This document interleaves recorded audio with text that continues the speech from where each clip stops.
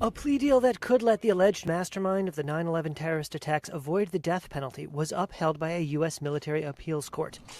Earlier this year, 3 men held for decades without trial at the Guantanamo Bay Detention Center reached an agreement with Pentagon prosecutors to plead guilty and possibly avoid the death penalty.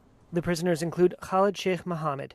He is accused of leading the plot to fly hijacked commercial passenger aircraft into the World Trade Center in New York City and into the Pentagon on September 11, 2001. The 9/11 attacks, as they are known, killed nearly 3,000 people and propelled the U.S. into a 2-decade war in Afghanistan.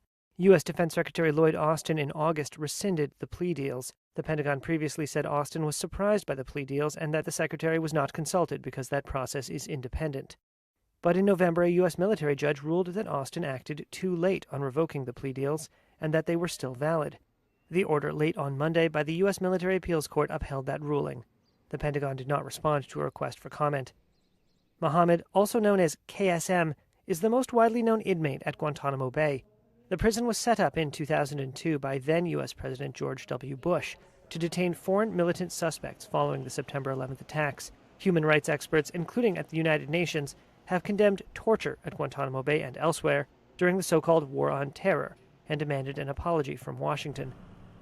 Former President Barack Obama acknowledged in 2014 that the U.S. had engaged in torture and said it was, quote, contrary to our values.